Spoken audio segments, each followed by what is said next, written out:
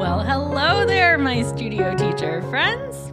Christina Whitlock here, your self-appointed anytime piano teacher friend. This, the Beyond Measure podcast, exists so I can help encourage and challenge studio music teachers as we grow together in this work we do. I'm kicking off a special series of episodes today, all focused on understanding our 21st century desire to put everything on the fast track. I'm pretty amped about this.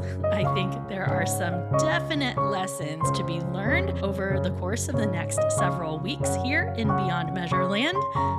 With that said, friends, let's get on with the show. First things first, I am excited to announce the return of Teacher Friend of the Week. If you recall, I started celebrating various members of the Beyond Measure community here last January, but I took a break for the summer and somehow neglected to resume that segment this fall. One of the underlying premises of this entire show is the fact that we have so much to learn from one another. So I am delighted to play a part in sharing the wisdom of my teacher friends here on the podcast. You'll have to stay tuned for the end of the episode when I reveal our teacher friend of the week, but it's worth it, so stick around. Okay, as I mentioned a moment ago, today's episode is going to serve as an introduction to a series of episodes I will be releasing over the next few weeks. The more I study trends in our profession and in the world around us, the more problems I see related to this 21st century obsession with getting things done as quickly and efficiently as possible. Now, let it be known, I'm a big fan of efficiency, and I certainly don't want to waste time. I'm sure each of us, given the option, would rather accomplish our tasks as quickly as possible, right? But this is a dilemma that music teachers know better than anyone. Our students often come to us wanting the quick fix, right? How many minutes of our lives have been spent explaining to students how there are no shortcuts? Learning an instrument is a series of small steps, explorations with trials and errors. Sometimes we roll our eyes and get tired of students who want to skip the work and just jump to the part where they're awesome, right? We know that's not how it works, and honestly, some of us get rather annoyed by people who expect us to give them some magical, easy way out. We all know better, right? There is no amount of talent or practice hacks that will replace time and attention at the instrument. Well, my friends, I hate to break it to you, but this desire to fast track everything is a part of our human condition, and we are as guilty as anyone. I am calling all of us out right now because we are not immune to this desire to bypass long, hard work and allow someone to sell us the quick fix. And to be honest, this phenomenon is something that is wearing me out these days. I've talked many times here over the years about how the real lesson of education is in the process itself, right? When my high school students start complaining to me about their math classes, how they're never going to use those formulas in their real life, I remind them that math class is helping them learn how to think through a process, how to apply principles to different situations. It's so much more about the brain work than the actual calculation. Music lessons are the same thing. We don't teach our students these pieces so they can only play those pieces. We're helping them learn a process for learning whatever their heart desires in the future. Well, Friends, like I said, we are not immune to the allure of the fast track. We are sold the quick fix to just about everything these days. We have services that will plan our meals, choose our clothing, clean our houses, do our yard work, plan our vacations, automate our bill pay, occupy our children, recommend our next Netflix series. Also, we can do what? Also, we can spend more time figuring out how to optimize more of our lives. We live in a time of unprecedented convenience, but we're not exactly out enjoying our lives like never before, are we? Far from it. We feel busier than ever because we're expected to be getting so much more done all the time. Now, yes, I realize this is an especially American problem. We are the poster nation for hustle culture. But I have to imagine that even those of you living outside the States understand this increasing pressure to save time doing all the things. Now, before you think you've tuned into the wrong podcast, allow me to bring us back to how this applies as studio music teachers. Just like our students want a quick fix to mastering their instrument, I notice more and more teachers being sold a dream that they can fast track their growth as teachers.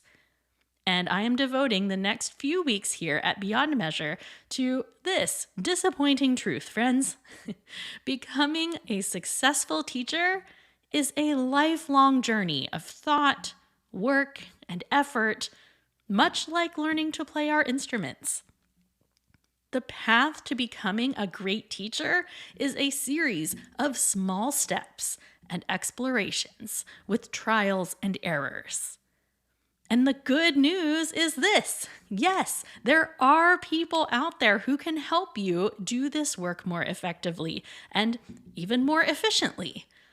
I've long contended that we are one another's greatest asset in this profession. I mean, obviously, I believe in the power of helping one another through music teacher life.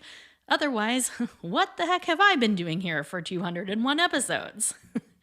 But I see it like this. I often hear older generations complaining about first-time home buyers these days. The criticism is that younger generations expect to begin their lives in homes that are like their parents', spacious and updated and beautiful, when in fact the older generation had to work their way up to that kind of home. They paid their dues living in smaller, dated homes until they could afford the upgrades. Now, I'm not here to criticize the up-and-coming generations. In fact, I'm pretty impressed with them, and I don't think we get anywhere by throwing tomatoes at them. But this is kind of a thing. And as teachers, we can't help but look at those who have been successful in this work and want what they have. And furthermore, sometimes we kind of expect to have what they have, and it's just not our time yet. We fail to see the journey that brought them to where they are and the lessons they had to learn to get there. I've been teaching for almost 30 years now, and when I reflect on my career thus far, it's very clear that the greatest gift I experienced was the fact that I started out teaching in a really small town at an early age, and I didn't have the internet to tell me all the ways I was doing it wrong. I had no clue what our profession was supposed to look like. The only point of comparison I had was my childhood piano teacher, who is just out of college herself. Now, I was not a great teacher in those days, but I learned. There was a real freedom in being a 14-year-old piano teacher because no one expected me to have it all figured out. Parents were simply happy to have someone to help guide their kids in music. And in turn, I got to learn a lot of those difficult lessons at an early age. This is one of the reasons why I am so passionate about working with high school pianists and teaching them pedagogical principles. Yes, they have so much to learn, it's true, but there is never a better time to start your teaching career because it's so obvious to all parties involved that young teachers are new to this thing. We all know that experience is the best teacher. Now, pedagogy courses are valuable, absolutely. Increasing your understanding of business and marketing principles is valuable. But there is a core element of teaching that just comes with time and careful attention to doing better. Over the next few weeks, I hope to shed some light on how our obsession with the quick fix is robbing us as teachers of valuable lessons in our work, not to mention actual dollars. This is not a criticism of the people out there who are earnestly trying to help music teachers run legitimate businesses. I am incredibly grateful for the network of support we have available to us, and we have some really brilliant people out there creating resources to help us grow. I just want to help you make peace with the fact that some of these lessons are going to take time, and that's okay. I want you to enjoy the process of figuring out how your students learn and how you communicate with their families in the best possible way.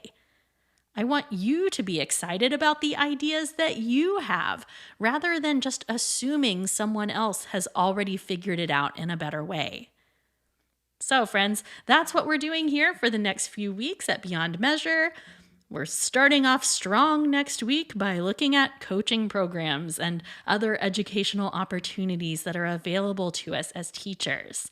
I'm going to help you build some criteria for how to know when it's worth an investment and when it's not. I think an objective look at these programs is really important to have in our line of work today. So even though it's a little off the beaten path for my usual vibe here at Beyond Measure, I'm excited to bring you what I believe are some valuable insights. Okay, friends, I am going to offer up a quick toast to wrap us up, and then we will celebrate our teacher friend of the week. Grab your nearest glass because here we go. Studio teacher friends from all around the world, today we raise our glasses together in celebration of knowing better and doing better and allowing things to take as long as they take. We have all fallen into the trap of 21st century convenience more than a few times, I'm sure. May we all be continually mindful of what aspects of life benefit from optimization and which are better taken slowly. Cheers to us and the meaningful lives we are all pursuing. Hear, hear. Today's teacher friend of the week is the fabulous Victoria Pine. Victoria Pine is a longtime Patreon supporter of mine, and I had to tell you that she once sent me one of my very favorite emails I've ever received. She was replying to one of my One Thought Thursday e-letters where I had asked readers to reply with something that surprised them in the world of music education. Well, Victoria wrote me this response. She said, "You are my greatest surprise. I love your honesty and bravery to say hard things.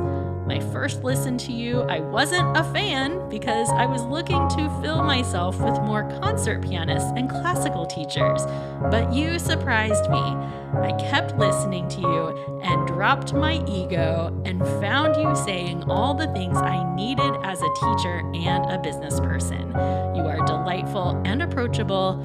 You are knowledgeable and positive and articulate."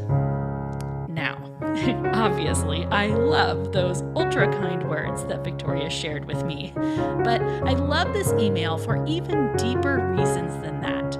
This story Victoria tells about how she thought she needed one thing, but found herself learning more from something else entirely, is a sentiment that resonates deeply in me.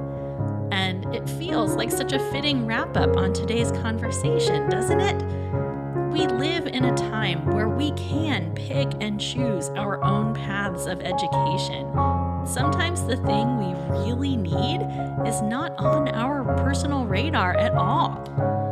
So, cheers to Victoria Pine and the fact that remaining open to new ideas is the surest path to growth we can find. And on a personal note, thanks to Victoria for her generous support through the Patreon community. If you would like to come show your support for the work I do here, you can join the community by clicking ChristinaWhitlock.com/support. And who knows, maybe you'll end up hearing your own name here one of these days as Teacher Friend of the Week. Let's stay in touch throughout the week, my friends. Be sure to follow Beyond Measure Podcast on Facebook and Instagram, and make sure you're on the email list to receive my weekly piano teacher confession. Links to all this and more can be found in today's show notes at ChristinaWhitlock.com/episode 201. That's ChristinaWhitlock.com/episode 201. Onward and upward, my friends.